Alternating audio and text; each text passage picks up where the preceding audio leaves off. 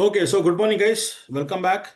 So, guys, today we are going to start a new series in the DevOps tools, and that is the Git actually. So we'll be starting from today the Git sessions.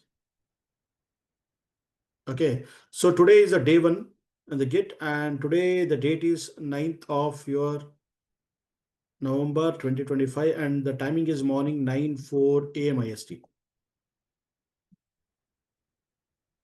So, guys, in today's session, like we will not exactly try to get into what is Git is all about, everything. So I don't want to really start anything related to Git itself.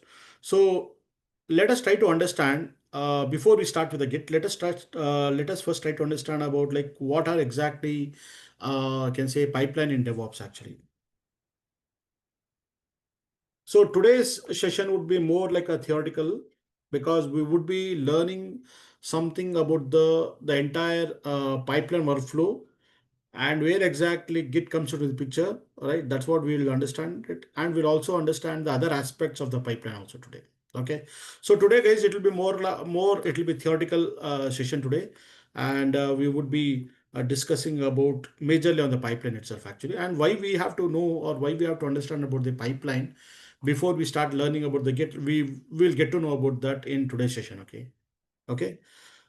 Now Now we know that whenever any kind of an application is developed, right, or any kind of a, let it be like a healthcare application, or let it be like a fintech application, or let it be like an e-commerce application. So we know that whenever we develop any kind of an application, so who are the people who actually develop the application? So basically it's a developer, right? So in an organization, each and every organization, we have a team where we have a development team, and the development team are the one which gets the use case requirement, right, from their client end, right? And then like what they do, they try to go and start uh, coming up with a plan of how we can do the development activity, right? And they also try to discuss on like what kind of a different components are there in the applications, right? And what would be how many number of models we are going to develop it, and also like what is the best language which suits for us to develop the code. So all those discussion will happen, right? And then later what happened, they choose to no they choose to pick up some language. Say for example, they can choose to pick up a language like they'll choose a Java language as a like as a development platform like language, or they might use Python, or either they might use a Go language. So there are n number of languages are there, different languages are there. So based on their requirements, what they do, they choose some language and they start working on a development activity, right? So earlier, long back, like when we were developing applications, we had a something known as a monolithic application, right? Monolithic application. So basically, monolithic applications are those applications which are built in completely in one source. It means that they develop the entire code as a one source file actually, as one source file. And then later what happened, right? They try to compile the whole code actually, and they will get a package out of it. It means that they will try to come up with an executable package out of it where they can run that program. So it's an entirely large program they used to write. It means that in a single source of file, they used to write all the models, the entire program. And they also choose a particular language itself. Like if they choose Java language, they use a single Java language to develop the entire application,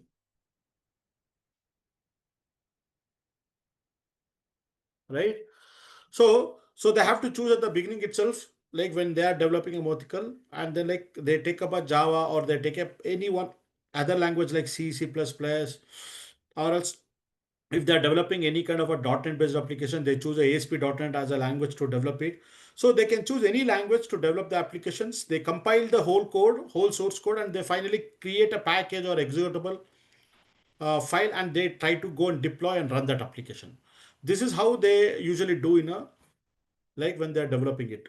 But slowly what happened, guys, this Modical application, managing the entire application was very much difficult because everything falls under the single source file, right? If you are trying to do any changes to any one part of the code, right, you need to compile the whole program or the whole code you want to compile it, and also managing becomes very difficult, because if there is anything where you need to just add on some code into one module, you need to you need to compile the whole code. So manageability and maintainability was very much a challenging task in the Montical application. Hence slowly what happened, right, like we came across with something was a microservices, right? So microservices, and nowadays you could see that you take any application in today's time which is developed, right? Let it be a e-commerce application, let it be a healthcare application, let it be a fintech application, any kind of an application which is developed in today's time, all most of the applications, like 99% of the applications, they develop as a microservice itself actually. So it means that the entire program, the whole code, everything, whatever they are develop, they try to create a small microservices for each and every set of program. It means that if they take a model, a single model, in that model assume that they are developing something where a user can log in, right? So they will try to develop microservice a single microservice for login page. Once the user logs in, he has to get authenticated, right? He can authenticate it. So for authentication purpose, they write one more microservice only for authentication purpose. Similarly, they try to develop one more microservice, so for which they can access that application access. They try to write, and from the application to the DB, right? Particularly DB service, they write one more microservice actually.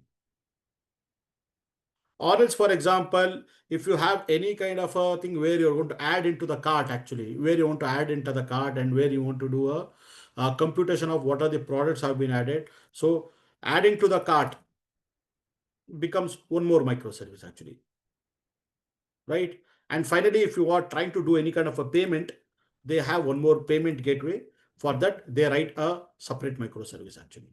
So you could make out that for each and every, you can say the component of your entire application, they divide into a smaller unit where they call it as a microservice, and they run that microservice as an individual application. Now the thing is that what is an advantage you're going to get through microservices? Manageability becomes very simple, very easy, right? That is one thing. And the second important point is that actually if you are trying to do any changes, say for example, if you are suppose for example, if you take an example of Facebook, assume that Facebook you're having. Tomorrow, if the Facebook with come with some of the feature in the login page where they said, okay, you can log in through to the Facebook with the help of a LinkedIn username and the password. So with the help of a LinkedIn also, you'll be able to log in into your Facebook. Yeah, that is a new feature. So what the developer will do, they'll try to work on this login page where they try to add on that feature. And when they add the feature, right, what happened? They want to only do, or they want to only compile this part of the microservice itself. They need not to really touch the other part of the microservices. So it means that maintaining each and every individual microservices is quite simple. Maintainability becomes very simple, right? And it will not disturb the other working microservice. That is important. And moreover, what happened, one of the very biggest advantage of getting into the microservice is that actually guys, for each and every microservice, you can use different applications actually. So it means that, for example, if you are designing the login page, you can use the React JS, or you can use the Angular JS. You can use any kind of a front-end development application for designing this login page. Similarly, whenever you are trying to develop any backend applications like the main core application, you can use either Java, or you can use Python, or you can use Go language, right? Similarly, you can use other applications for designing your gateway. So for each and every microservice, you can choose your own language. There is no restriction. When you are choosing a language. Earlier, what happened in Motical, we had a restriction that okay, we have to either choose any one language to develop the entire code. So now the story is different. In a microservice, individual microservices can be designed with a various different programming language. There is no restriction. Okay, but still some companies, they maintain that standard. Okay, when we are developing a front end, we use that language itself. When we are creating a back end, okay, we use that particular language. Yeah, they have restriction. They'll follow that actually. But ideally speaking, right, you can use any language to develop any of the microservices. That kind of options you will be provided whenever you're designing the microservice based application, right? So that's the reason microservice service based applications are very popular in today's time. And almost you take any application, guys, you take even Netflix application which is running, you take any Swiggy application which is running in the backend in some server, right? You take like for example Amazon Prime Video application which is running, right? You take any Amazon, any application you take, either it could be a kind of an e-commerce application, or it could be a something like a live streaming application like Hotstar, Geo, which are doing a lot of direct relay, right? Direct relay of the live streaming, right? You take any applications; those applications all are microservice based applications, and they run under some container technology, and they serve the service to the customers actually. So that's how all these applications in today's time are microservices. And there are a lot of advantages are there, as I discussed earlier also, compared to the Montical. Hence, we go with that.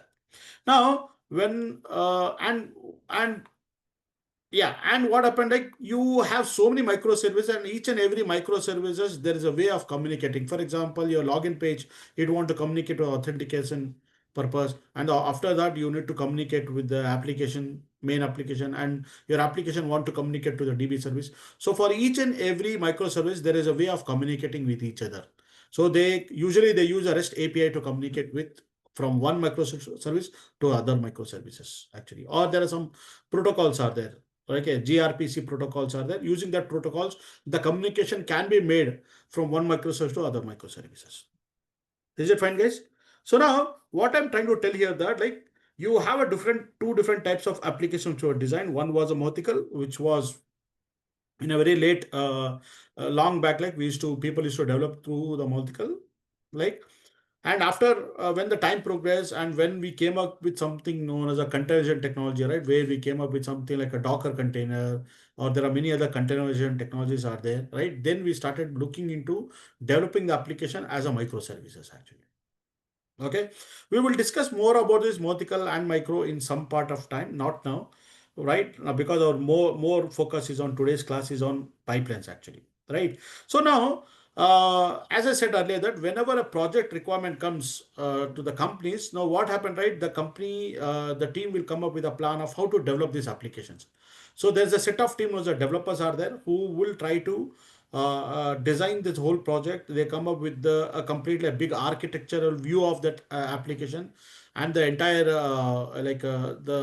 architecture where they have all the components. How do you really develop that application? How do you deploy that application? And what kind of a networking is provided? What kind of a storage is there? Right? What are the database which are used across with your project level? That is entire architecture. They will come up with that. And how do you maintain the resiliency, right? What is a disaster recovery? How do you maintain the same set of architecture in other regions? So there are so many other plans comes into the picture where they have the complete picture about this entire architecture. Now, after coming with that, what happens? They'll start developing that application. So they will tend to go with the microservice, and they try to develop each and every microservice using a particular set of software languages. They can either use a Node.js, they can either use a Java or Python or any other language they want to develop, they develop with certain application.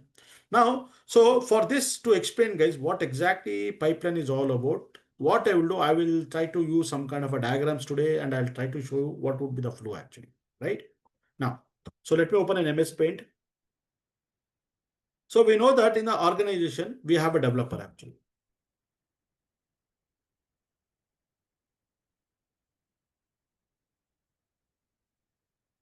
Okay, you can either have one developer or you can have more than. So you will ideally what happened, right? You will be having more number of developers in the organization, right?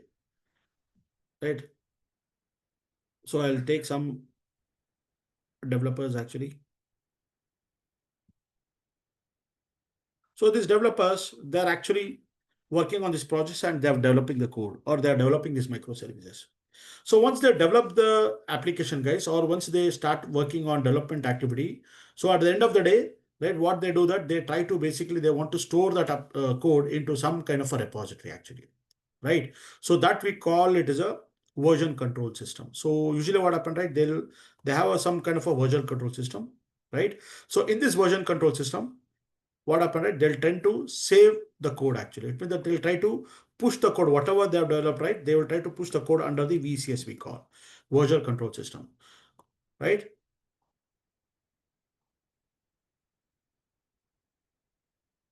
Right now, once they push the code to the version control system, this will act like a centralized repository where the entire code is stored actually. So whatever the developer writes a code, right, they will, at the end of the day, they push the code so that that gets stored here in this some kind of a centralized repository, which we call the VCS, version control system, right? So once the code is pushed, later what you're going to do, so what the developer do, basically we have whatever the code which they have developed, right, they want to integrate that code and they want to create some kind of a build or a package out of it actually. So what they do, that they want to build the package or they want to do some kind of a build process. Consider, for example, like these developers are developing the applications for something like for some medical care application, some medical health or something related to that. They are developing an application where that medical health application is used by the doctors. So they will try to install that application in their in their laptop or in their phones, and they'll try to use that application. So think about something like they are developing some kind of a medical care application or some medical application. Okay, so now once the code is pushed actually, so usually what happened, right? This code finally it has to be what? It has to be built or it has to be packaged actually, because you cannot take this direct code and you cannot run this code, right? Say for example, you have a Google Chrome. So Google Chrome is basically written in C++. You cannot take the entire C++ code and you can run it actually. No, you can take the C++ code, compile that code, create a package out of it, like install or package something, install that package in your system, and then only you'll be able to use this Google Chrome, right? So you cannot do anything with the raw code wise. You have to always make a compilation. You need to compile it. You need to create an executable out of it, like a package or something like that, or install a program, install it and make use of that application, right? So you cannot take directly this code and even install in your phone, right? You cannot take directly this code and deploy into the server. No, you cannot take it actually, right? So you need to create a build or a package out of it actually, right? So basically what happened guys here in this stage, let me, right? So here what we do basically, we want to create a build or we can call it as a build and package. So once you do a build and package, basically build and package is something like we are compiling the whole code. We're compiling the whole code. So once you compile it, you're going to get a package out of it actually,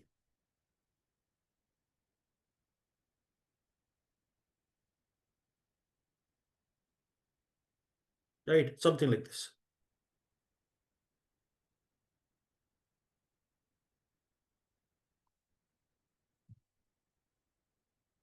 So this one you can consider as a package actually, right? So now, so once you get a package, now again the question comes, sir, can we take this package and deploy into our server, end production server, where we can give that service to the end client? No, you cannot do it, because once we develop the package, right, we don't know how this package works or we don't know how this code works. Basically, this code has to undergo a lot of testing strategies, right? So hence what is happening, that we need to verify, test this entire code, whether it is working fine or not. Like for example, whether you're able to log into the page or not with particular username and password. After the authentication, whether you're able to access that application or not. You need to do various different testing, guys. So you cannot just take that directly that code and deploy into production and make it run. No, you cannot do like that. So in the real time, what happened, right? This package, whatever you're building, right? It has to go under the various testing process actually, right? So this package has to be it has to be deployed or it has to be installed in the server. See, we use this term deployment whenever we are taking any kind of a software, and when we go and install in any kind of a server, we call it as a deployment actually, right? So usually what happened, we say that okay, when we are having our local laptop, we said okay, install that software, man. We say, right, we go and do some kind of a installation. Similarly, in kind of in the software world, whenever we are taking any kind of a software, when you try to go and install in the servers, we use a term known as a deployment actually, right? So if you are still confusion, you can consider as a deployment as an installation only. But try to always use this word deployment because we do our deployments, we take the softwares and the dependency, everything, we go and basically we go and deploy into the end server. So now what happened, guys? When we are having this software package, basically we need some kind of a server where we can go and deploy it actually. So usually in each and every organization, whenever the build process is completed, after that finally you have to go and do a build, or you want to go and do a deployment of this application or the software into some kind of an environments. So basically each and every company, they manage certain environments, right? So what are those environments? What are the most used environments which usually the company follows actually? So it depends, guys. Every company, right? There are different environments are there. It's not like that every company have to follow the same thing, right? Some companies have something like more than two, three environments are there. In my previous organization, I have seen like they are maintaining some nine environments, some 30 environments they are maintaining. So every company follows have a different way of strategies of maintaining the environment. But these are something like which are most widely used environments, right? Which are used actually in the organization,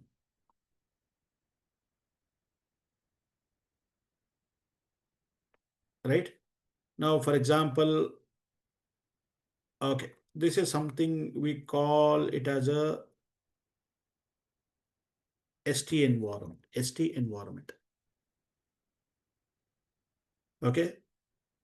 So who's going to decide how many environments should be available, right? So every company, there is a quality assurance team will be there. They are the one who are going to decide how many environments should be there. Some companies are there where they are maintaining only two environments, and some companies are there who are maintaining three, four environments. And some company, as I said, they maintain some nine or 10 or more than that. It they depend upon the quality assurance team. They will say that okay, this number of environments are there. So now, as and when we are having more and more environment, it involves a cost. That is one thing. Okay, a cost is involved in maintaining many environments. A human resource also involved in maintaining many environments. And plus, what happened, right? When you're having so many environments, the first question comes that why we have so many environments, right? So as part of the testing strategy, okay, what kind of a different testing aspects you are doing without all those environments? So there has to be a business justification. So hence what happened, this quality assurance are the team which will say that, okay, this many environments are required because there are two things are there, sir, guys. One more, when they're maintaining some n number of environments, one is important is that actually that what is each and every environment does. That is one important thing which we have to understand. And the second important that each and every environment will differ with certain things. Like let it be configuration, let it be hardware configuration. Maybe this environment might have a different configuration compared to this actually. Okay, that is the second part. And the third important point is the testing strategies.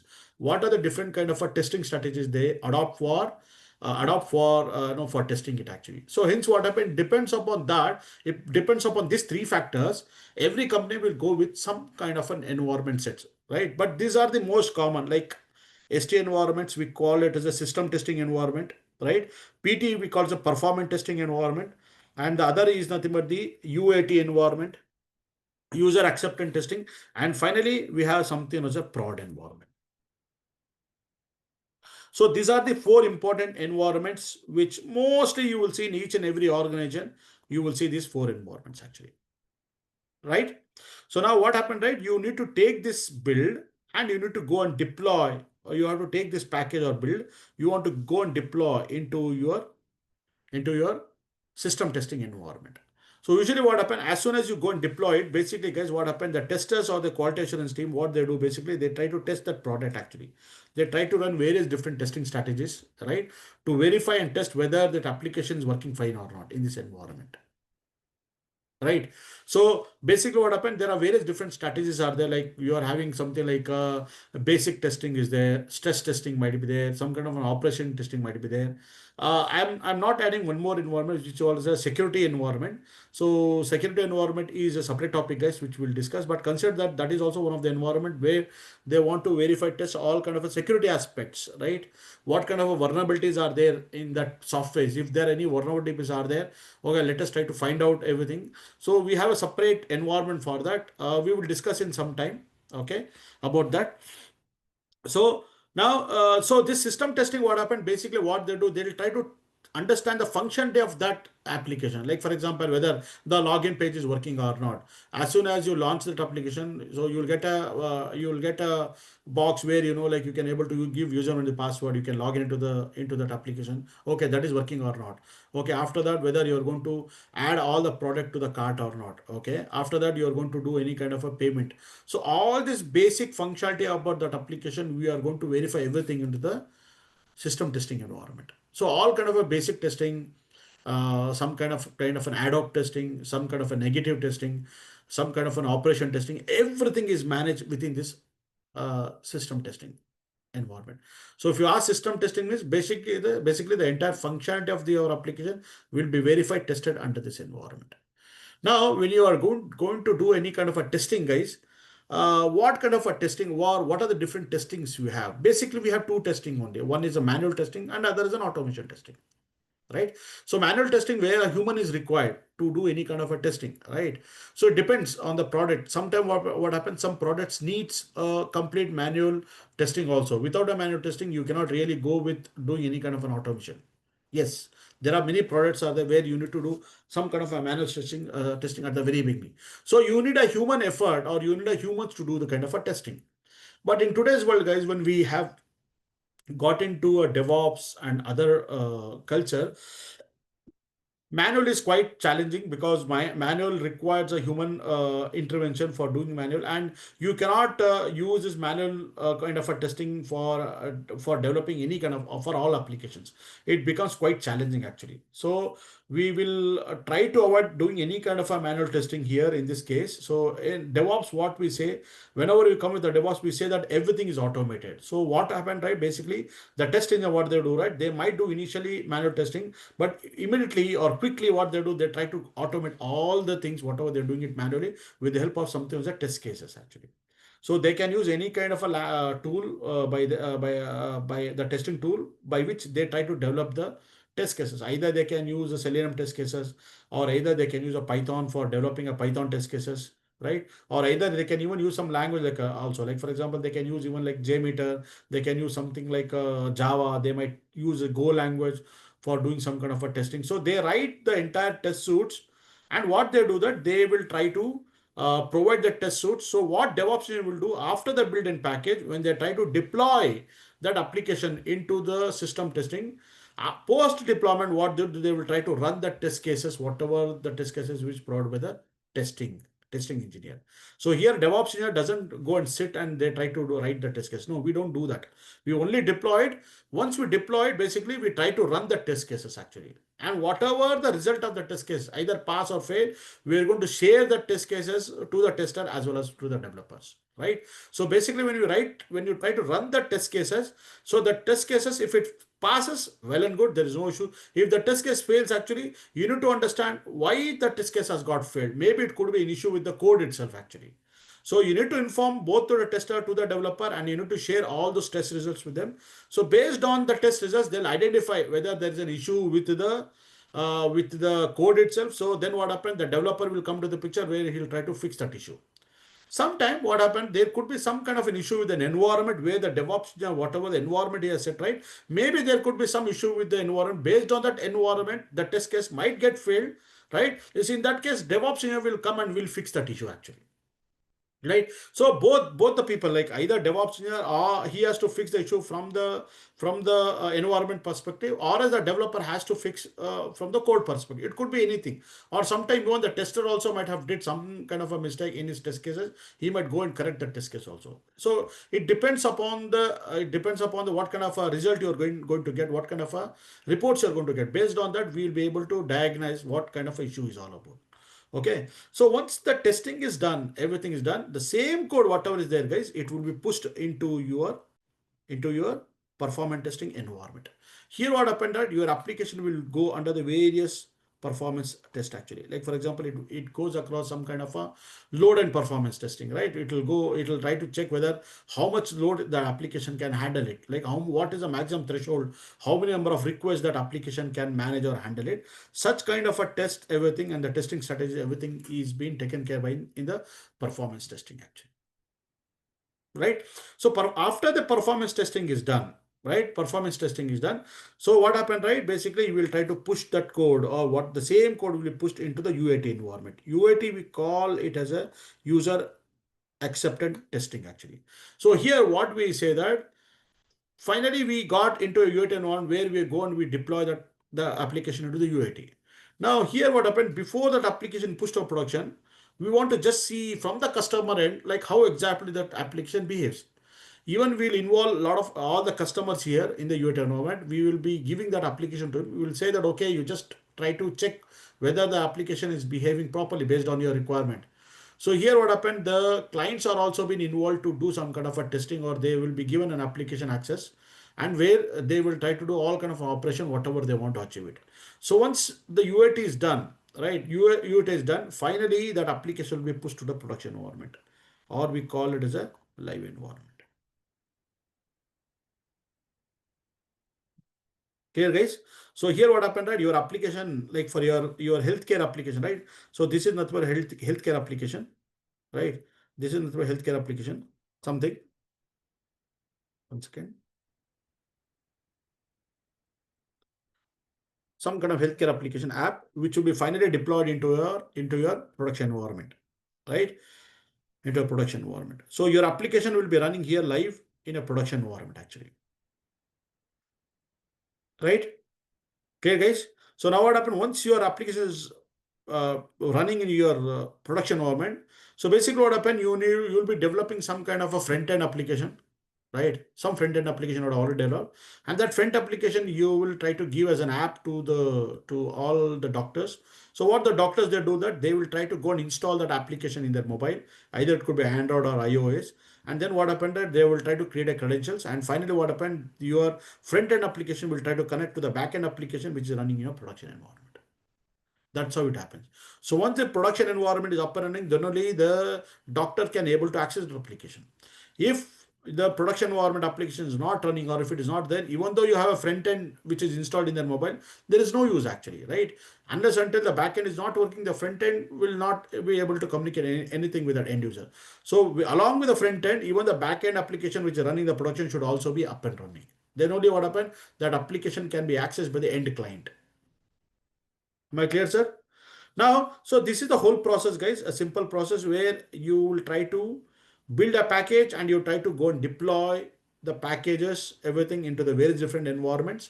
And here what happened, in various different environments, we are performing some kind of a different testing aspects. And finally, once it is approved by the quality assurance that, okay, the product is doing well, so there is no issue. Finally, with the confirmation about the quality assurance itself, okay, with certain kind of a metrics, everything, whatever they provided, based on that, we'll take a call and we will try to deploy that application to the production environment.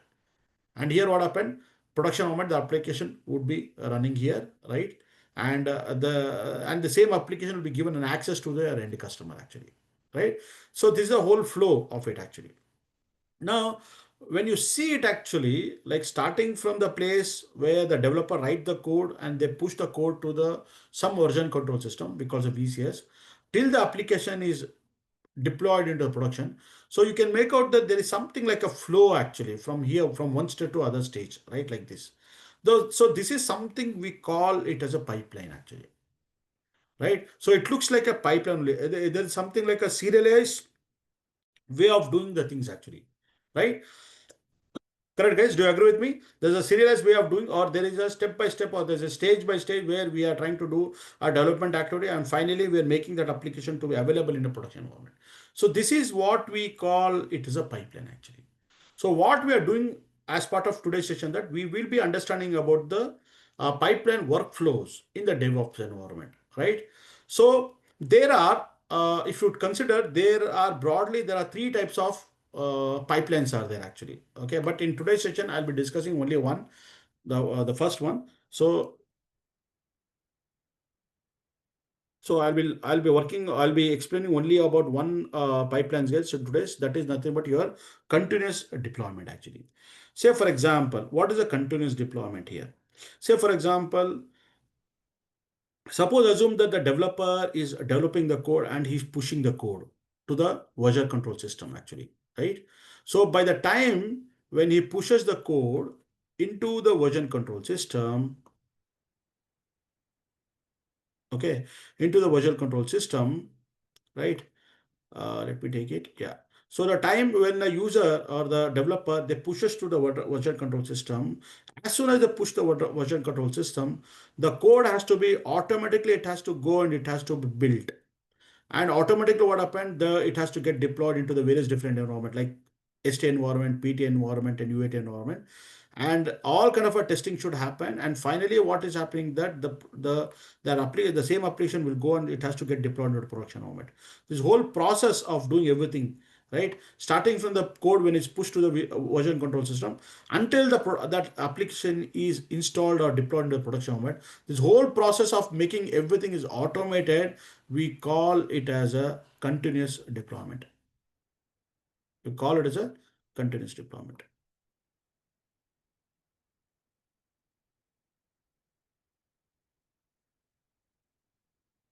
So continuous deployment is something where there is no human intervention, guys. There's no human intervention. It means that as soon as the code is pushed it, right, this entire pipeline flow should be automatically it has to be executed.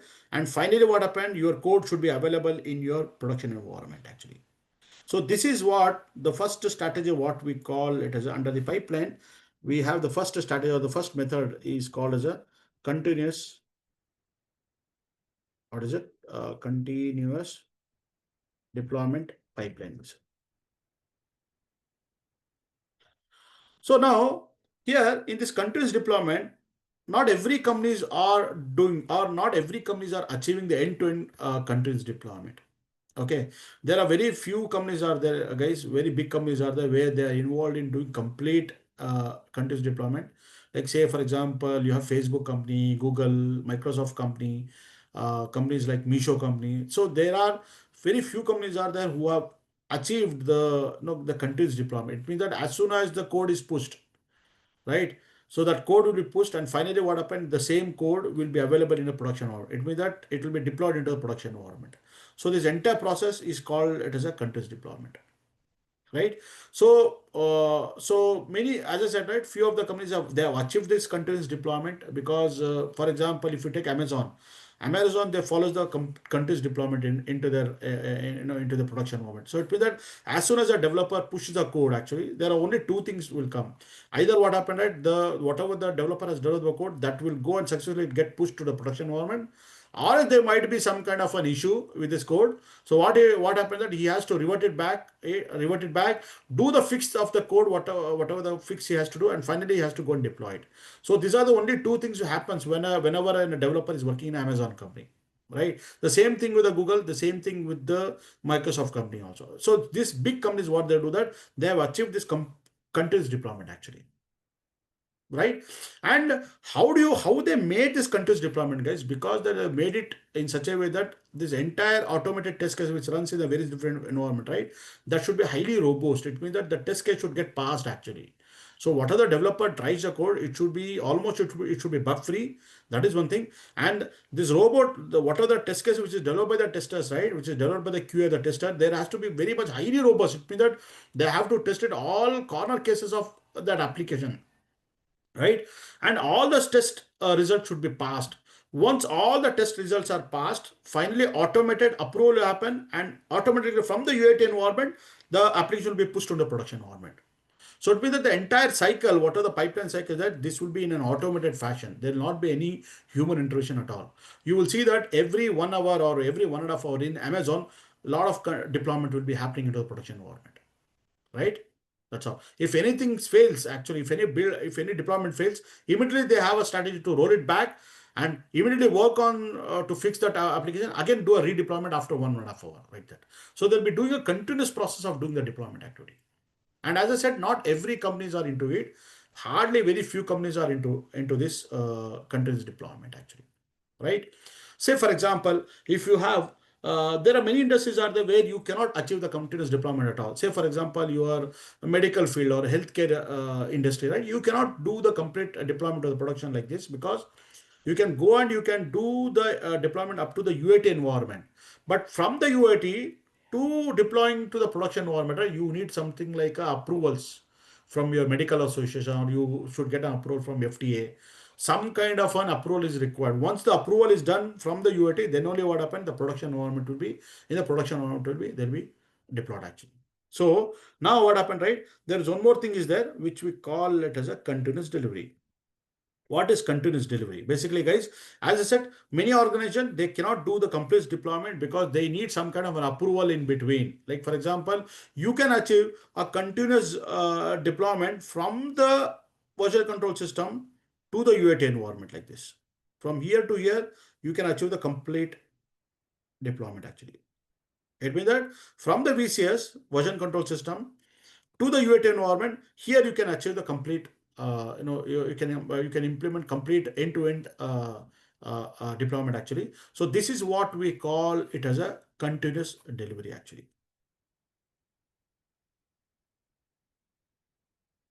Continuous delivery, right? And many companies like most of us who are working in the companies, right? Most of them, they come across this only. I mean, they come across with this way, with this I can say, with this environment where they can go up, where they can go and deploy up to the UAT environment only. Production environment, they don't do it very frequently, right? So what they do, basically, they go every day, they go and do it. Once in a week, what they do, right? They'll go and deploy from the UAT to the production environment, or once in a 2 weeks, or once in a month actually, right? So ideally, most of the organization, what they do, right? They will go and deploy to the environment once in 2 weeks actually.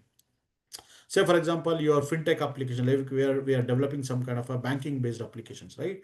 So before you push into the production environment, you need to do a lot of testing. You need an approval from them, and finally one day what happened, right?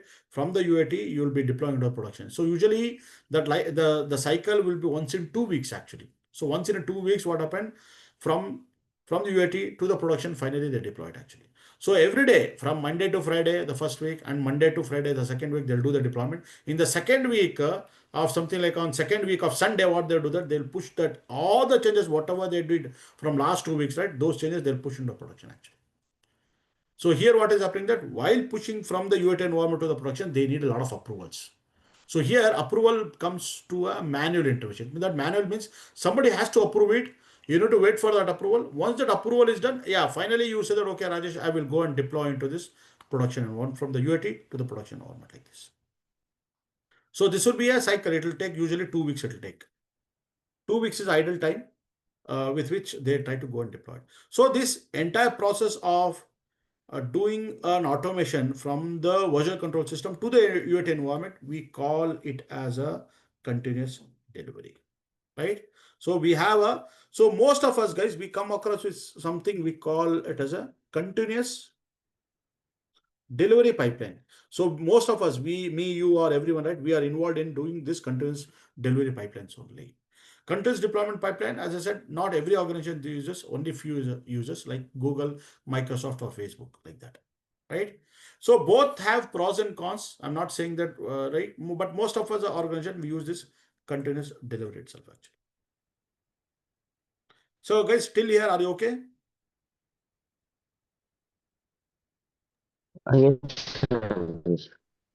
Do you have any questions here? Rajesh, we have that package only we have to deploy in UAT servers. Yes. Now what happened, guys? Whatever you are having this package, right? The same package will go and deploy into the various different environments. We are not doing any change of package because ultimately the package is built out with the code what the developer has given. Right? Say for example, as I said, right, the software is already there. For example, a user or the developer is adding one more new feature. So as soon as you push the code, the whatever he want to add it, right? So we will take the entire code and we'll try to create a build out of it, or the package out of it, and finally we deploy this package to the STA environment, system testing environment, and we run a lot of test cases, or we run the automated test cases. Once that is successfully done, the same code, what are the packages that will be pushed on the PAT. Now the question comes to our mind, right? Right, Rajesh, what is this environment is all about? Is there any kind of a changes in this environment? Yes, sir. There are changes in the environment. What are the changes? The changes in the environments are, it could be hardware actually, hardware configuration.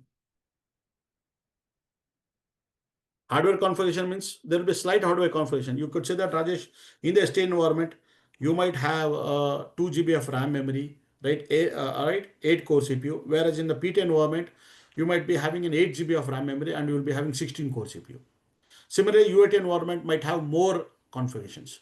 So it could be a hardware configuration, and also it could be a environment configurations changes, right? Based on the application, right? We come across with the different configuration in various different environments, just to understand or just to behave like how your application will behave in particular environment, right? Because why we do all this environment, because guys, when the application is deployed into the production environment, we don't know how that application will behave under from the customer side, right?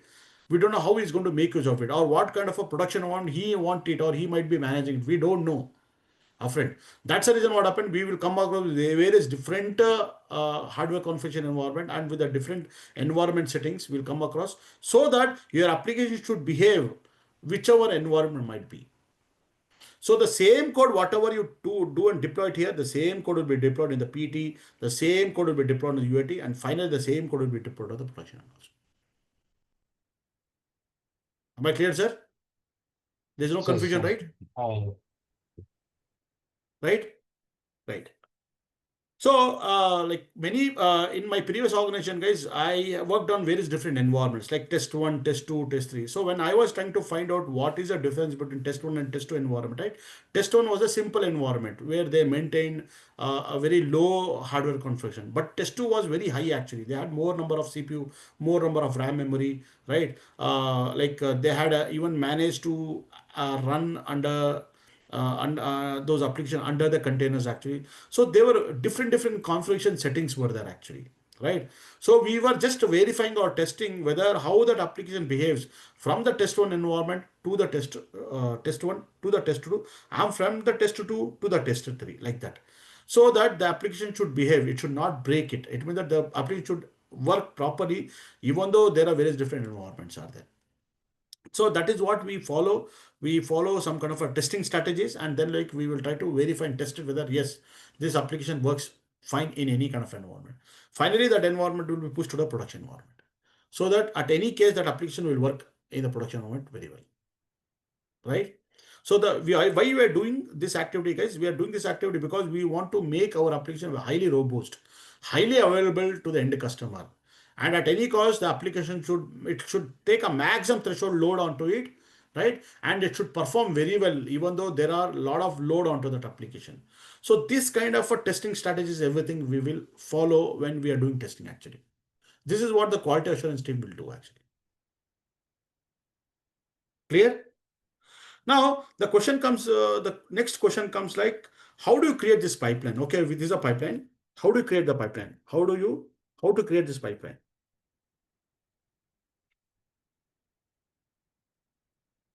So guys, in an organization, we have various different, we have various different tools are available, right? Where we use those tools to achieve this writing a pipeline actually, right?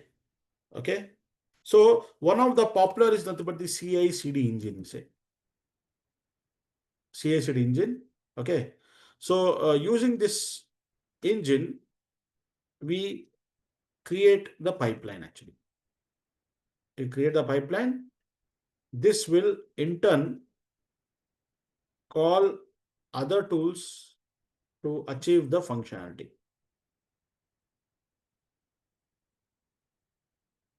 So now this complete CI/CD tool, it cannot alone do all the activity, right? Because it has to be integrated with the various other different tools to achieve the entire functionality, right? So this whole process, guys, you can do everything with the help of a CI/CD engine. So what are those CI/CD engines? We will see now. But as I said, that the CI/CD engine or the tool cannot alone do it, because it doesn't have all kind of a functionality to achieve all these things. Hence what happened, there are many other tools are there which are getting integrated with the CI/CD engines, right? So what are those tools we will discuss now? Okay, what are the tools which are available? We will discuss now. Okay, so right, so what are the examples which comes under the CI/CD engines? So there are many examples are there, guys. Like for example, you might have heard about Jenkins, right? Jenkins is one of the tools which we use it actually. We have something as a GitHub Actions, okay, which is popularly used in today's time. And also one of the other tool which we use very much is the Azure DevOps, and the other is GitLab actually.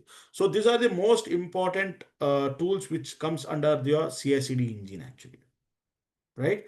Now the thing is that actually all the CI/CD engines or all the CI/CD pipeline tools, okay, they don't have the complete intelligence to go and deploy it actually, right? It means that they don't have all the intelligence to do. Okay, you cannot tell the Jenkins to just go and deploy everything and finally complete the deployment into the production. No, you have to give the instruction to the Jenkins actually.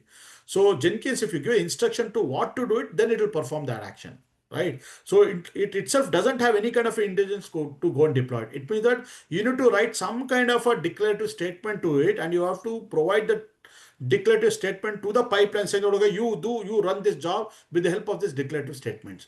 So based on the declarative statements, what happened, these pipelines will go and it will try to trigger the job. It will try to go and do all this. No, the entire pipeline will get executed.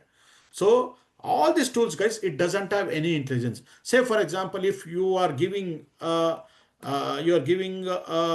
work to the Jenkins, saying that okay, you go and deploy it actually. So what Jenkins will expect? Jenkins will expect that okay, you need to provide me some kind of a declarative pipeline statements. So once you give the declarative pipeline statements, what the Jenkins will do? Jenkins will take as an input and it will start running that declarative pipeline statements. So once it runs, it knows the process of how to do the activity. What is the next stage? Okay, it will be told that okay, you have to go and build and deploy it. Finally, okay. Once the build and deployment is complete, once a build is completed, once you are getting the package, what you're going to do with this package? Okay, go and deploy that package to the ST environment. Go and deploy the package to the PT environment. Run some test cases. So you need to serially tell in a sequential manner to the Jenkins tool actually. And suppose in case if there is any kind of a failure happen in between while running it, what Jenkins can best to do that it can send a notification, email notification to the end user saying that okay, this step has been failed, okay, or else it will send an email notification, or it will going to send a notification to a Slack channel, or it will send a notification to your MS Team saying that this build has failed and this is the reason it has failed. That's the max the tool can do it actually, right? It's the same thing with all these tools. You need to just tell the tools what to do it. So this tool doesn't have an intelligence to do anything automatically. You have to tell it actually, right?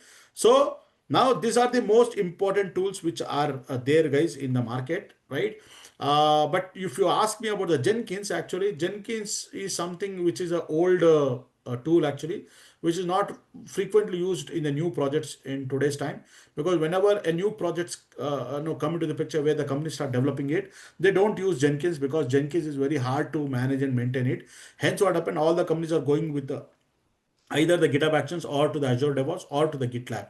These are the three popular tools which the companies are adopting now. Almost most of the products, project development activity, whatever they are doing, and when they are choosing some CI/CD engine, they will go with either with the GitHub Actions or with the Azure DevOps actually. Okay, so in our course, guys, we will be learning GitHub Actions is the tool actually for achieving this complete CI/CD, right? And I will give Jenkins is not that much use, so I don't want to really go with taking Jenkins classes.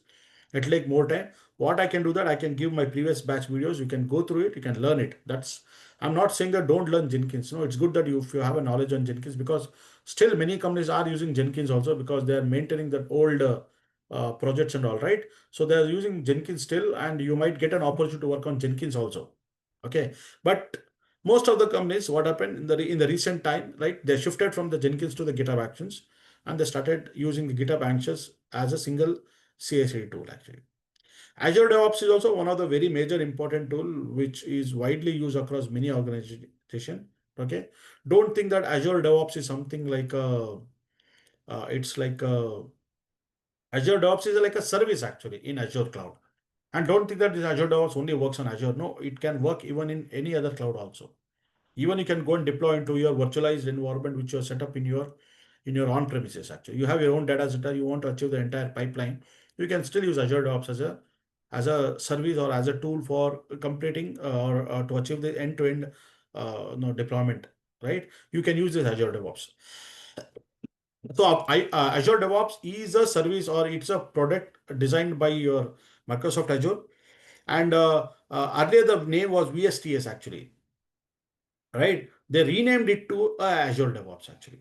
So Azure DevOps is a service or it's a tool provided by the Azure platform, Azure cloud, where you can achieve the complete CI/CD pipeline with the help of this service actually. Okay, and GitLab is also one of the other popular tool which is there, and most of the other organizations, many of the other organizations are using GitLab also. So one good thing about this tool, guys, what happened, right? When you are learning any of one of this tool, like suppose you are learning the GitHub Actions as a tool to write the complete CI/CD pipeline, with very few changes, you will be quickly able to learn Azure DevOps. With very few changes, you can even learn GitLab also. So this all these three tools are quite similar actually, right? You can use any tool. Okay, there is nothing like that. One is better than the other. Not like that. Okay, it's all depend upon your requirement. You choose with a particular tool. Okay, so when you're learning GitHub Actions very well, right? So understanding DevOps, Azure DevOps, or understanding the GitLab will become quite easy, right? It will not take that much time to learn and update, right? So hence what happened? At least you try to learn one tool very well, like GitHub Actions. Other two tools you can learn yourself actually. Am I clear, sir? Right? So, as I said, right, guys, Jenkins, I will give you the recording, previous video recording. I will give you maybe by tomorrow, today or tomorrow. I will try to upload that entire video. You please go through that video from the day one onwards, and you try to learn about how the Jenkins works and all. So I will try to do some kind of a projects on Jenkins by using Jenkins. There, in that case, you will learn the entire flow of how exactly you can completely achieve CI/CD with the help of a Jenkins. I will show the project actually, so that you'll get to know about how Jenkins works, right? But in your resume, it's left to you. You can put Jenkins also in your resume, or if you're not putting Jenkins, also fine. If you just say that, okay, I have never worked on Jenkins, I know only GitHub Actions, that is also fair enough because many companies are using GitHub Actions only. Okay. So, guys, so this has become a very important tool now, the GitHub Actions, right? I'm not sure whether any kind of a clip art is there or not. I'm not sure. Okay. Yeah, this is what GitHub Actions. So guys, GitHub Actions has become a very important tool, guys, and we need to concentrate on this a lot actually. Okay. Similarly with your Azure DevOps also.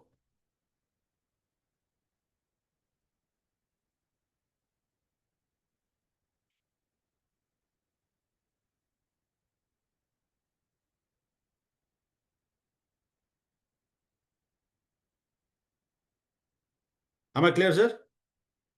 Okay. This tools we call it as a CI/CD engine actually. What is it? I call it as a CI/CD engines. Right? Now, fine. So CI/CD, so you need to write a pipeline, hence we use this tool actually. Okay. Now the thing is that, okay, so Rajesh, when the developer writes the code, everything, finally has to push the code to the version control system. VCS we say. Right. Yeah, Azure DevOps and GitHub Actions, as I said, Hasib, both are same actually, but the thing is that there are slight changes are there, right? When you learn one tool, other tool becomes quite easy to learn. It's not that difficult. अगर एक सीख जाओगे बाकी का जो दूसरा है ना भाई, गिटहब एक्शंस होगा या गिटलैब हो गया, बहुत ही आसानी से आप समझ पाओगे. It's not that difficult. ठीक है. Okay good. Now, so when you develop the code, finally you have to push to the VCS, version control system. So version control system, again in the market, there are so many tools are there, right? So what are those tools, right? For example, you are managing the version control system, right? For example, so why we use this version control system? So it is used for storing and maintaining history of code and the changes actually.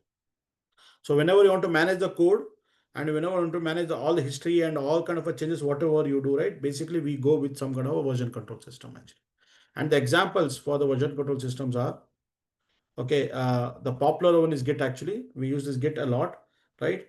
And basically, we have other tools also, but which is not used. But still, I'll just mention we have a SVN, we have a Perforce, Okay, we have sometimes a clear case, we have sometimes a TFVC. So there are many tools are there in the market. Some people might ask Rajesh, what about Bitbucket? Yes, but Bitbucket again, it's a product actually, but internet uses the Git only, right? Bitbucket is there, or else you have a GitHub actually. So GitHub or the Bitbucket are the products actually, but the internet uses the Git itself actually, right? So they are developed. So there are so many tools are available, but most widely used tool across most of the organizations are Git actually. Okay, so Git has a lot of advantages. What is Git? What is Git all about, and what are the advantages? We'll discuss in the Git class. So, right, and in some areas where Git is not that good actually, okay, whenever you want to store large files, actually big files, Git is not that much good. But wherever you see a lot of development code activities going on, right, when you are developing any products, right, where you tend to develop any kind of an application where you are developing the application in Java, .NET or anything, right, you would see that Git is a one which is widely used across organization.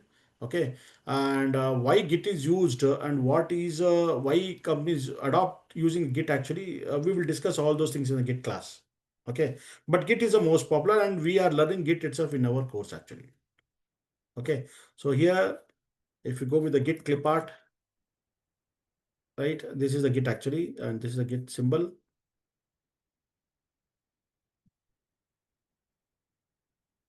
So this is what the tool we'll be learning here. Now after the code is pushed actually guys, you have a build and package actually. So build and package, what we do, we will try to convert this code into a form of a package, we say. Okay. And finally, that package will be deployed or installed into these environments. Right. So here, what we have, build and package. So using this, we convert the code into a form of package which can be installed or deployed actually, deployed into various environments. Right? So now this build and package, it is a technology specific, we say. It's a technology specific or it's a technology fusion. So this uh, is very much inclined to technology specific actually. So it means that guys, we after the code is deployed or after the code is pushed into the source code version.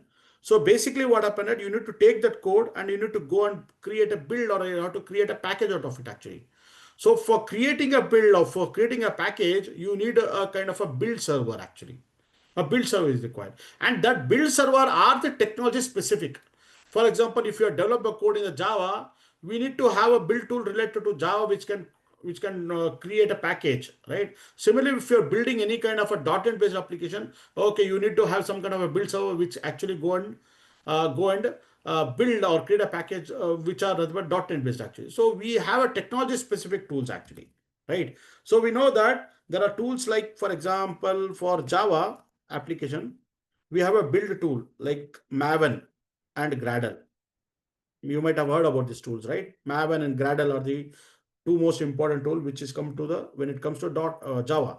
When it comes to .NET, we have a tool like what are those tool? MS Build tool is there, right?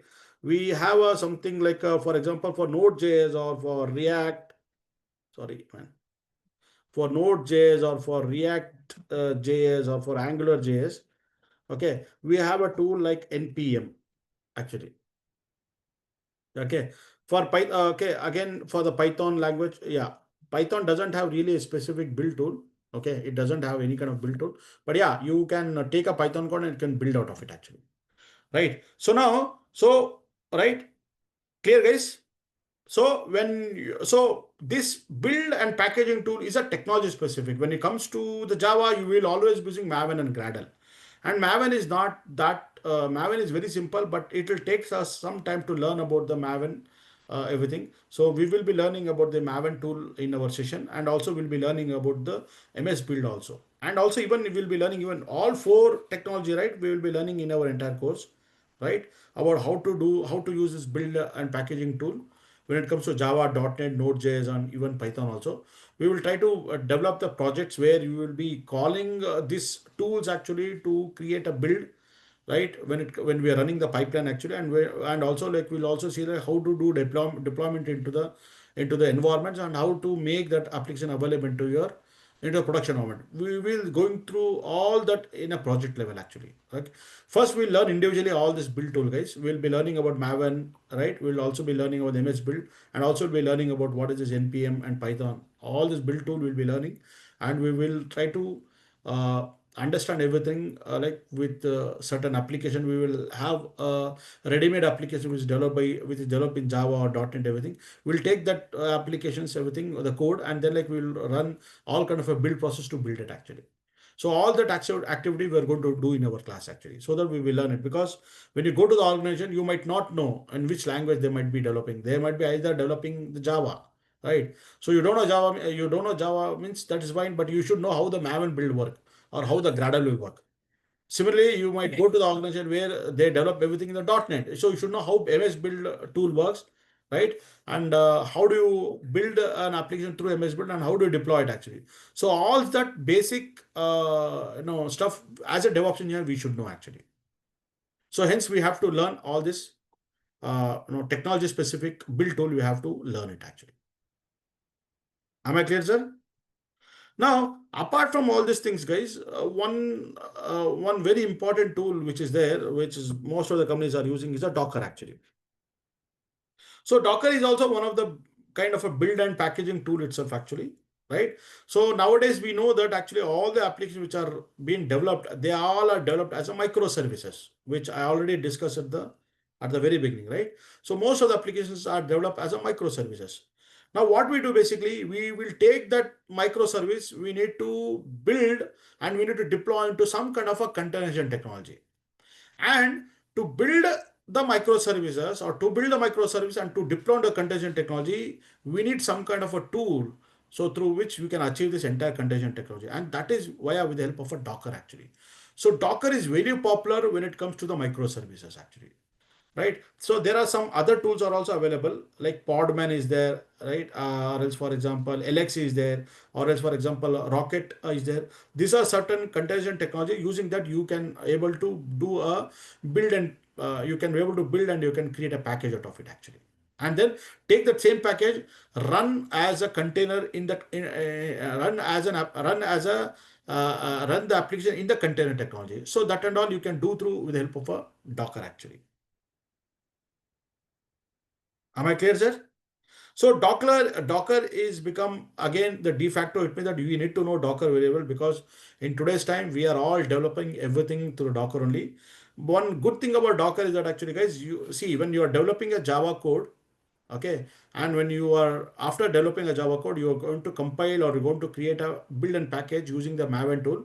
So once the Maven tool completes the build process, once it create a package, you can take that same package and you can run inside a Docker container. Same thing, if you have a .NET application, okay, you can build that application with the help of an MS build.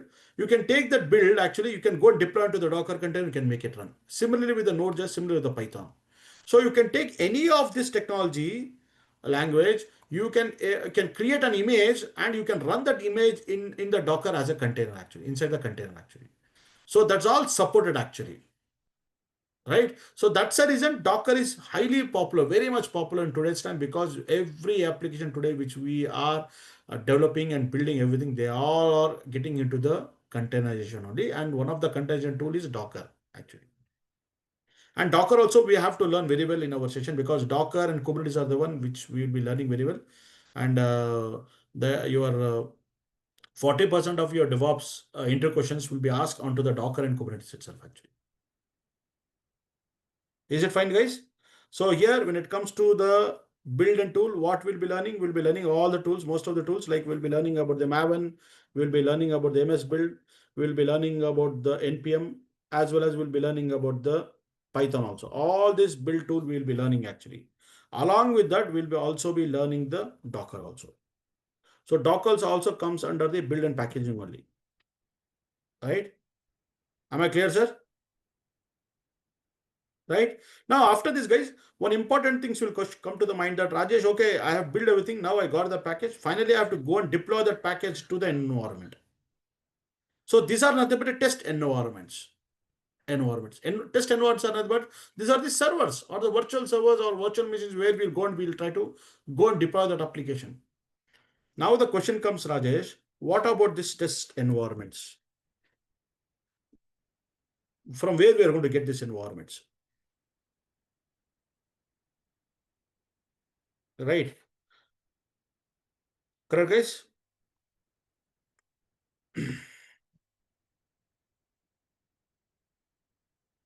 Test environments. So here we deploy the application and update the latest changes actually. Right. So here's the one we are going to go and deploy it, right? This is the environment. But how we are going to get this environment or what is this environment is all about? Test environment is all about. This test environment is something like it's a servers actually. It's a virtual machines where finally we go and will deploy the build or the package into the servers actually. Right. And once we have this environment, basically guys, once we have this environment, we go deploy and finally we are going to run even the test case also, right? And we will get the results also. And that results have to be shared to the developer and to the testers actually, right? So here the tests have to be executed and we need to get the test results actually. And the same is shared to testers and developers. Am I clear, sir? Right. So all these test cases, whatever we are running these test results, those are all automated fashion. There's no manual, right? All those test cases, everything are automated actually. It means that you need to, the tester will give you some kind of a test cases, everything, or they'll give the whole testing suite to you. So once you deploy it, as a DevOps engineer, will go and deploy it. Once you do the deployment, post deployment successfully, when the build is deployment successfully, then you will try to trigger the test cases actually. Once the test cases are getting triggered, the test cases will get executed with the stipulated time. After test case is completed, it's going to generate the report actually. And that report, it will tell you either a pass or fail. And that result you need to share to the developer and testers. Now the question comes, okay, fine, I understood it, but how we are going to get this test environment? First, how I'm going to get the servers? Say, for example, today you will say that, okay, Rajesh, let me write some kind of a script actually through which I can get this environments. So guys, can you write any kind of a shell script or something to get them 10 laptops? So we say that, Rajesh, I want to do all this testing. I need some 10 laptops. Can you write a test cases to write a 10 to get a 10 laptops? No, right? You have to go and you have to purchase the 10 laptops, right? Similarly, can you write any kind of a any kind of a code to get some 10 virtual machines? No, you need to have a kind of a system through which you can actually get this virtual machine. And ideally, what happened? So where we are going to get this virtual machines? Basically, guys, we are going to get these virtual machines, everything in the cloud environment. Either in the cloud environment, you are going to get this all this virtual machine, or either in your on-premises, okay, where that on-premises is in a virtualized actually. It is in a virtualized environment. Once the on-premises is in a virtualized environment, then only what happened that you will get this virtual machines actually. And how we are going to get these virtual machines, right? You need to use some way. Either you can go and manually go and try to create these virtual machines, okay, or take this virtual machines from either with the cloud environment or either with the on-premise environment. But going and creating manually will become a tedious task. It becomes very difficult, or it is very difficult to manage, because again you are doing everything as a manual process. Is there any tool or is there any way by writing a code you can go and you can ask the cloud environment to provide some resources for you? Say for example, I need some 10 virtual machines, okay, I need this kind of a networking, I need this storage. So is it possible through a code that you can go and go and request to the cloud environment? Yes, that's how that's how, like, what happened, we come across something like a infra provisioning tool, we said. So now the question comes here that when the test environment is completed, so now what happened, guys, you will take the software, You'll take the software package. You'll take the software package. This is a software package. You got it now. So now you will say that Rajesh, I got the software package. Now what I have to go on next? I have to go and deploy into the environment, right? So what you will do basically, you will go and deploy it. So for going and deploying it, this is right. So now the question comes that whatever these environments are there, what are these environments are there? Are these environments are up and running? Are the servers are available and up and running? That was the first question we want to ask. Are the servers up and running? Or else are the servers are available? Firstly, are the servers are available? That's the first question we're going to ask it actually. So you have two outputs, either yes or no, right? So either I'll say, so after the package, what happened, right? The package has to be go and deployed to the server, but the first question comes to it, are the servers are up and available? Or are the servers are available first? Okay, once if it is available, are the servers are up and running? So either the answer will be either no, okay, sorry, either it will be no, you will say no, the servers are not available, right? This we call it as a no. No, or either you will say yes actually. It could be any one answer, right? Either yes or no.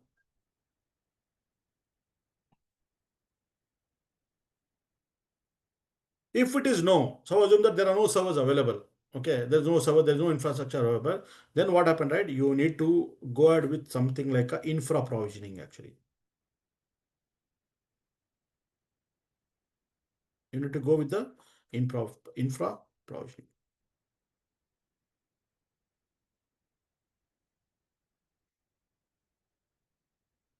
Infra provisioning. So for that, what happened, guys? You need to have a Terraform tool actually. So Terraform is a widely tool which is used for infra provisioning, right?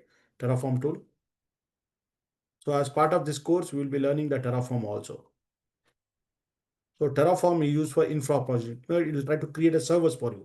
All the virtual environment, or what are the virtual servers you need, along with all the resources, what is required, right? Your Terraform will take care of creating an infrastructure for you. Am I clear, sir? Okay. So the first is that actually if there is no server available or no environment available, go and create it. And who do you create it? Who does create it? Terraform will do it actually. So apart from Terraform, Raj, is there other tools are available? Yes, there are many other tools are there.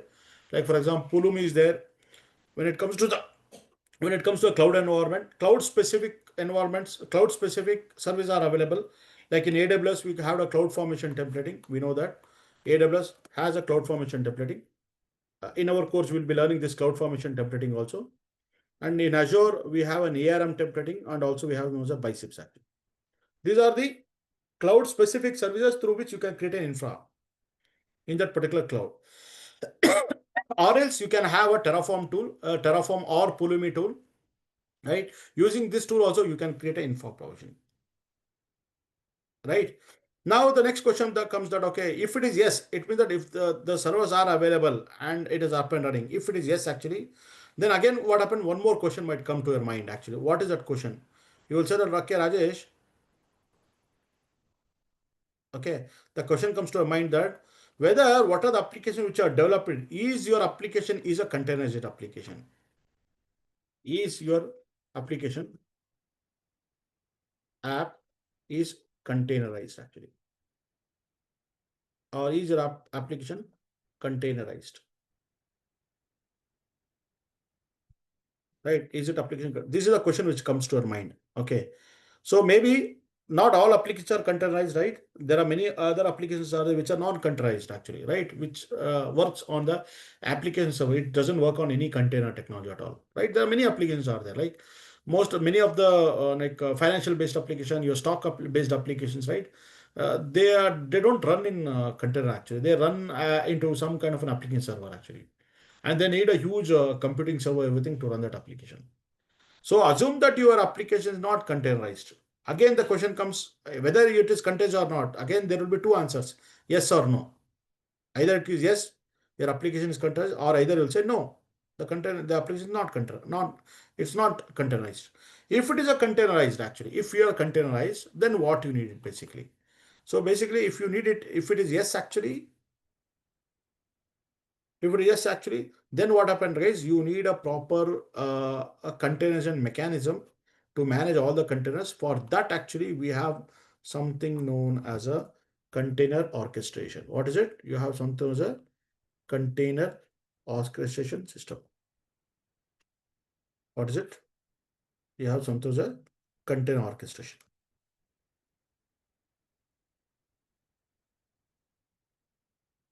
So for the container orchestration system, guys, the best tool what we have here in the market is a Kubernetes actually, right? So Kubernetes is the best tool which is used. Of course, there are many other tools are there, but this is the most popular tool which is there, like, and many companies are using Kubernetes, right? And Kubernetes is something like where, like if you go to the any organization, Kubernetes is widely used. They might be using a Kubernetes onto a standalone on-premises, or else they might be using maximum time they will be using on the cloud environment only, either AWS or Azure or GCP. They'll use a cloud service. In the cloud service, they will use this Kubernetes. They try to have a Kubernetes cluster there, and you will most of us like you will get a job opportunity even in Kubernetes. So that's what it becomes very much important for all the DevOps engineers to learn Kubernetes in a very deeper way, actually, right? Docker and Kubernetes are the one guys which are most asked in the interviews. They expect the candidate to have very good in detail, in-depth knowledge on Kubernetes as well as in Docker, right? And also like what happened, right? You will get a lot of opportunity to work into the Kubernetes, like when you join certain team where they need a people who works most on the Kubernetes actually, right? So that's what happened. I always keep this tool at a very high pace because companies are asking Kubernetes, and every companies are managing all this Kubernetes cluster very well. So you will get a lot of work opportunity to work in Kubernetes. Okay, so is your application containers? You'll say yes, means then you need to learn about something as a containerization orchestration, container orchestration, and Kubernetes is the best tool actually for. Apart from that, there are many other tools are there like.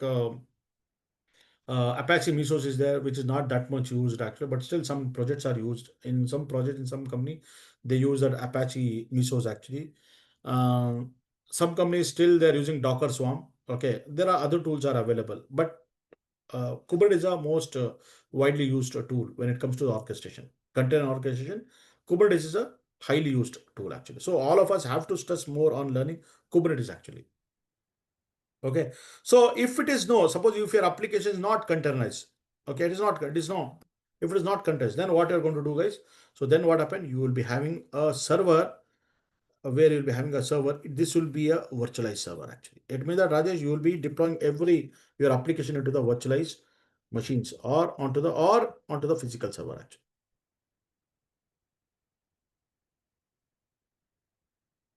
So in our course, guys, we will be learning both. We will be learning about how to do a deployment of the container application when you have container application, how do you go and deploy into the Kubernetes.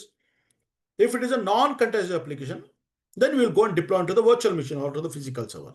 So we will be learning both these aspects in our course actually, because I will be showing both the things, because you don't know like in which organization you will be going, right? They might not be there. You might go with the organization where there is no container at all. So you need to play around everything with the deploying everything into the virtual machine only or into the physical server, right? So you need to know that there also what happened, you use the entire DevOps cycles, everything, all pipeline you'll be using, but here what happened, you will not be making containers, you will be deploying everything into the virtual machine. So for doing a deployment onto this virtual machine or into the physical server, one of the configuration management tool, what we use.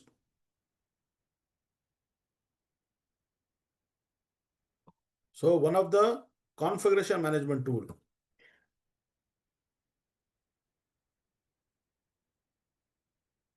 configuration management tool, what we use is nothing but a Ansible actually.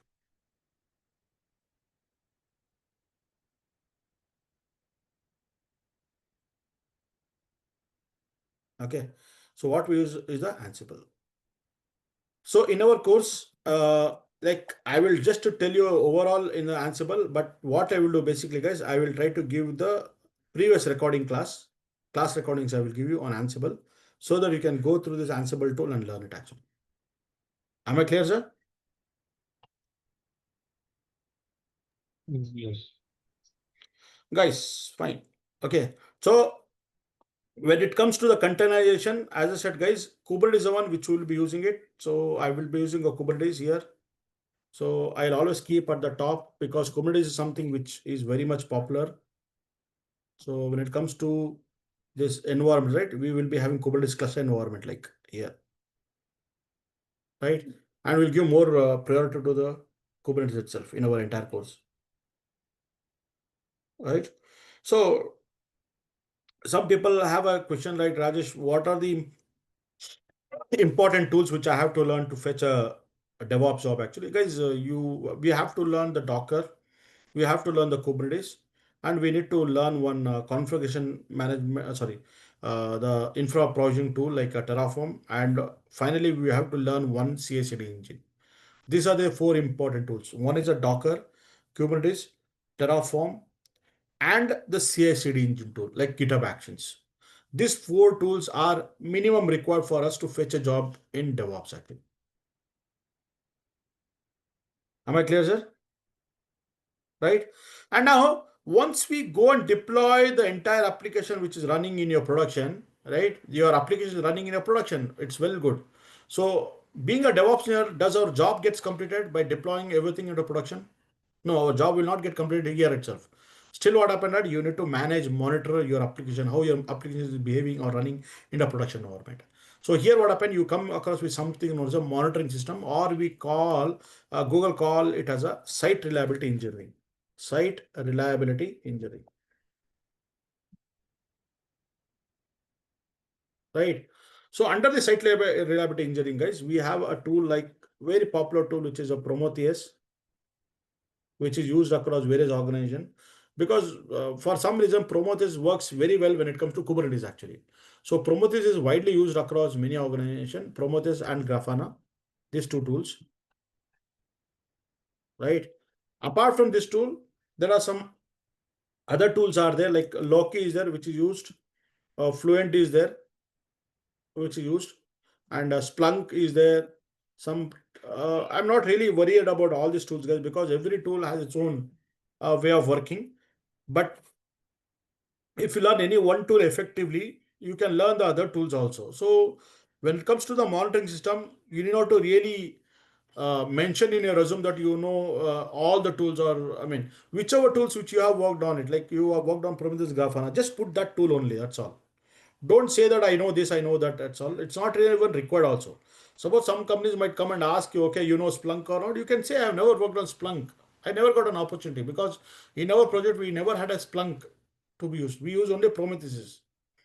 Similarly, in some project you might be using only Loki, right, or Elasticsearch we say. Some project you might have worked on. So it is immaterial, guys, when it comes to the monitoring everything, right? Or when it comes to site reliability engineering, which we call the observability, right? It is not really required that you need to learn or you need to work on all the tools. It's not mandatory, right? So please be specific when you're learning any one tool like Prometheus and Grafana. Just mention only that tool itself. Don't mention all the tools actually, right? It's not really required actually. Some companies might be strictly asking, oh no, we need people who work only on Splunk. You can say, go ahead and get the person who knows Splunk. Just try to say like that. Don't worry about those things. Because the main important four tools are Docker, Kubernetes, Terraform, and GitHub Actions. These are the four important tools. Concentrate on that only first. Later, once you complete these four tools, then you concentrate on any one observability tool, which is nothing but Prometheus with Grafana, or else Loki, or else both these tools. If you put in a resume, it is well and fine. Okay, guys. Now, one fine, this all so far, it's good, everything okay, I understood. Now, one of the other important aspects which comes to this DevOps tool, DevOps pipeline actually.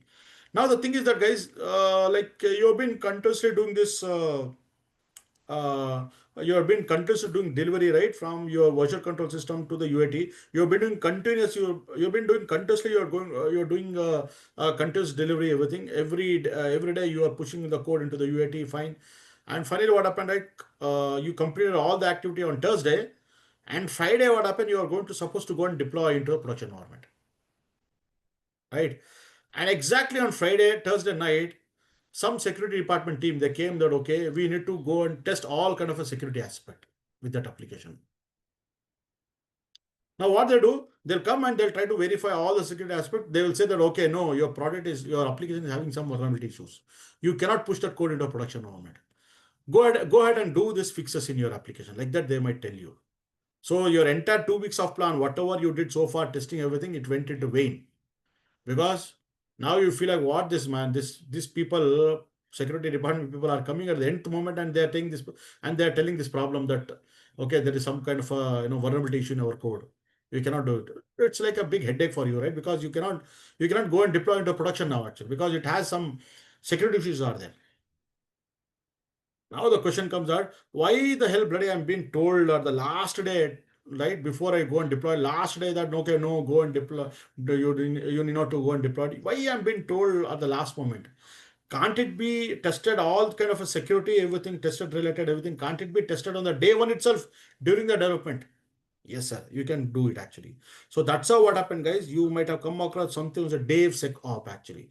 So what DevSecOps says that in every stage in your entire pipeline, you can introduce a security test actually. So the security,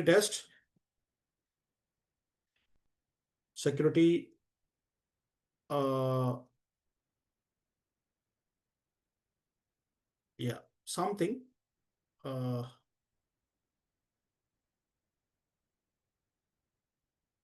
not, yeah, something like you can add on this security test, guys, under various different stages here.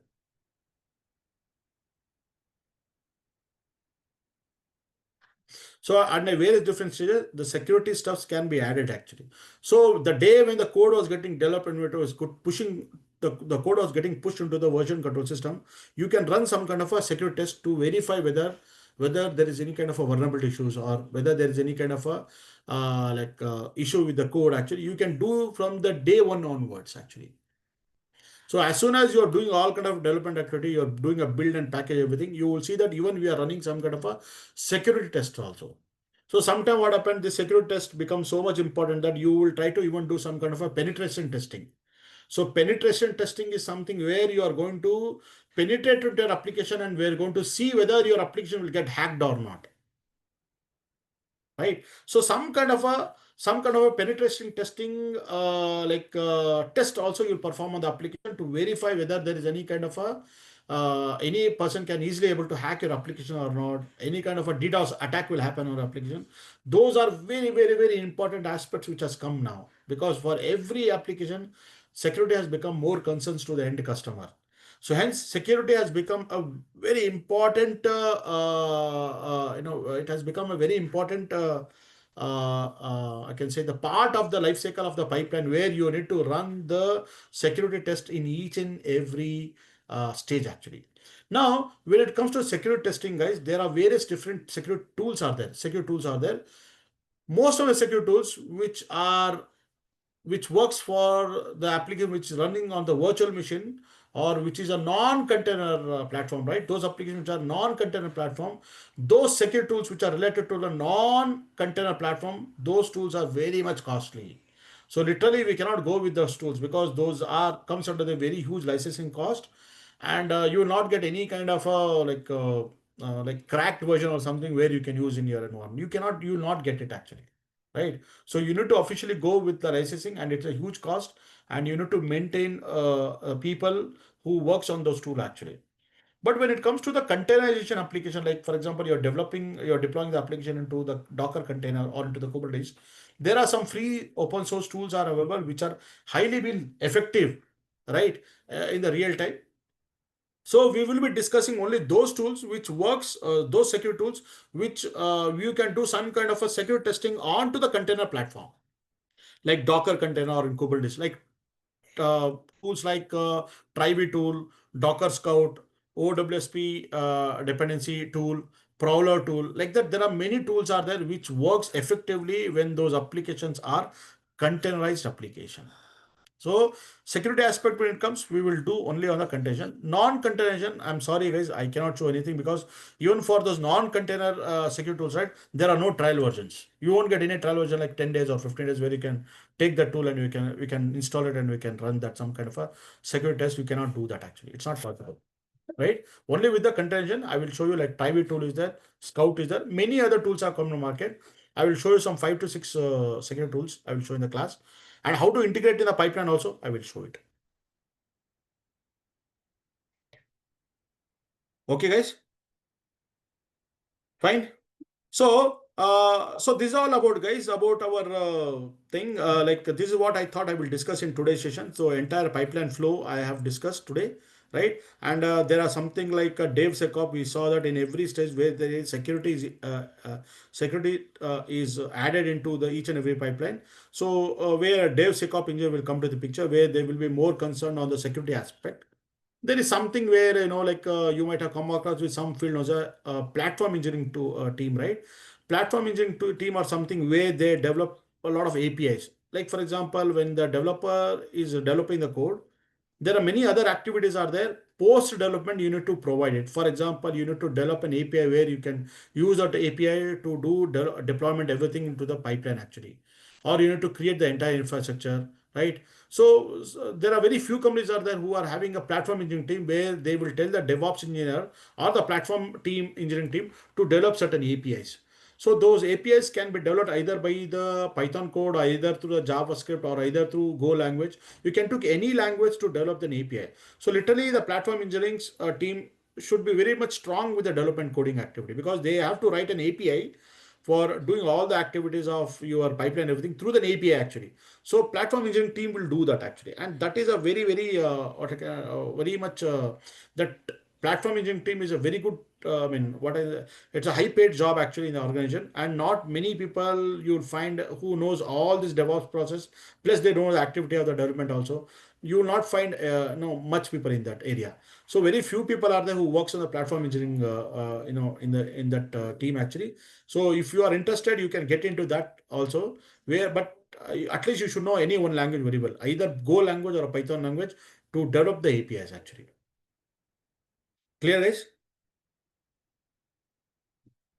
Right? So, guys, with that, I'm going to stop it today's session. Okay. Now, what we're going to do next actually? What our next classes? So, in the next class, guys, that is today evening, we'll take next session. What we'll do that I will not again take the Git actually. What we will do, we will try to see like how AI will solve many of the DevOps problem.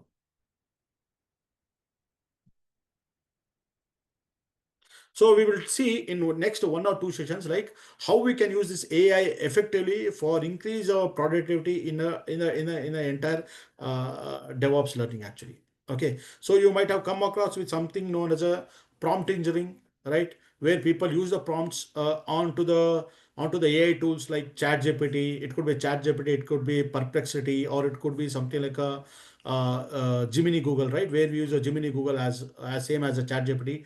And also we need to learn or understand about those why this AI come into the picture, like why suddenly from last few years, right, AI was so much popular, why a lot of development activities going on, what is the history behind this AI, right, and what kind of a problem the AI is going to solve in today's time, right, and how I can use these tools effectively for me to become more and more productivity with my work, what I'm doing it, right.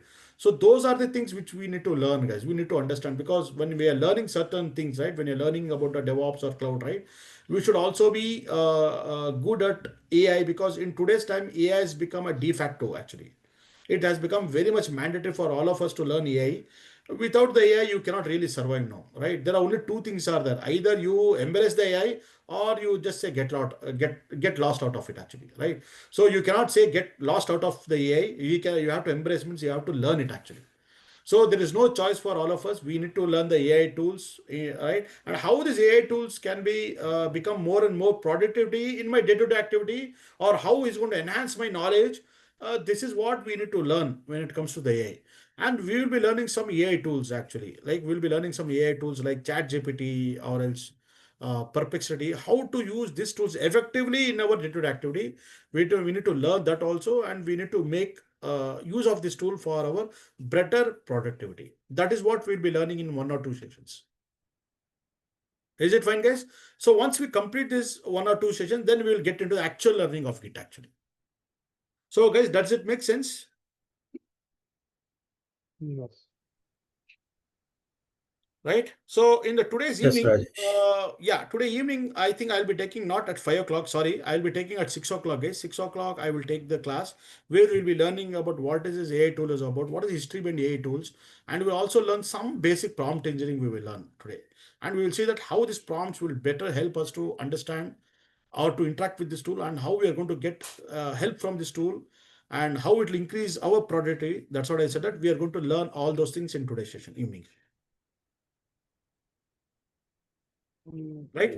Whatever that you said that platform engineers, what we Hmm. think, What? Come again?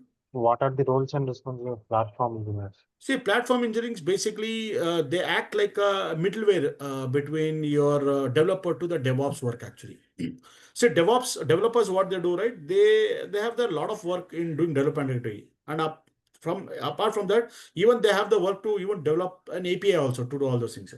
Now, this work of API, no, they have reduced it because they'll try to focus more on development activity. API development, some other person will do. Who is that person? Platform engineering. He will do. So my headache is only to develop the code and do it. Rest all of the headache is for the platform engineering. I am not really worried about like how he's designing the pipeline, what kind of an API is writing to integrate everything. I am not really worried about it. So the DevOps developers will become free now because his only job is to only write the code. That's all. Rest all other part of the code, the DevOps engineer or else the platform engineering will take care of it. Actually. And to do all this in a stream way, there has to be some kind of an API to be developed, and the APIs are developed by the platform engineering team. Simple. Wherever you see automation, you will see that okay, this platform engineering team come to the picture actually. And not every companies are using platform engineering. I'm not saying that in every company there are platform engineering teams are there. No, not like that. Very few companies are there. But yeah, if you get an opportunity to work as a platform engineering, that's how to say that it's like very good opportunity for you because you will be more or less you'll be working like a developer only, right? One person in today morning, he was asking, he called me today morning, I'm not taking a name. He said, sir, if I'm not getting succeeded in DevOps, or if I don't get a job in the DevOps, in which domain or where I can jump to fetch a job? He asked me. I said that I'm not seeing anything, man, apart from DevOps and cloud or anything, right? I'm not getting anywhere where I can go and jump it. I said, either you leave that profession and you go and join and you do some your own business. I told like that. Right, because from the other domain, people are coming to switching to DevOps because DevOps is something where you can learn more, where you can get more salaries, where there is a lot of learning opportunity there. From here, DevOps and cloud, no, or any other platform, you want to go to some other domain, you can go to development only. But going to the development again, it's I can say next to no because that you need to learn all those development activities. So it is quite challenging to learn all the development activity, right? So from the DevOps to the going to the development, it is quite challenging task actually. So literally, I can say that no, you can't go. And also there is a lot of age factors there. If your age is very less and you want to still go to the development, you can go. But people like me who have already crossed age, right? We cannot go back to the development now. It becomes quite challenging for us. So what is the next I can do? Which from the DevOps domain where I can jump? I can't jump anywhere, man. I can leave this profession and can join some other thing actually. Right. So that's what I answered him actually. So you need to be here in this DevOps only. You need to learn this all this new technology and everything. Whatever you are upcoming with a new technology, new trend, everything you need to learn. You need to be ready to accept or take up any new challenge in the organization. This is what all I can say at this point of time. Clear, guys? Okay, guys. Chalo then. Thank you. I will try to connect today evening at 6 o'clock. Okay, we will try to learn about. We'll just have an introduction to the AI and the history as well as what is this ChatGPT is all about, what is the LLM models, all such things, some basic aspects we will learn, and then like we will try to get to the Git after some time. Yeah. Okay. Ganesh, I will be taking it. No problem, no doubt. I'll be taking Ganesh. I will. I sorry I didn't give time to you. We will have someday one sessions. We'll have few sessions with you where I'll be explaining about the roles and responsibilities. Okay. Fine, guys. If there are no questions, let me stop the recording.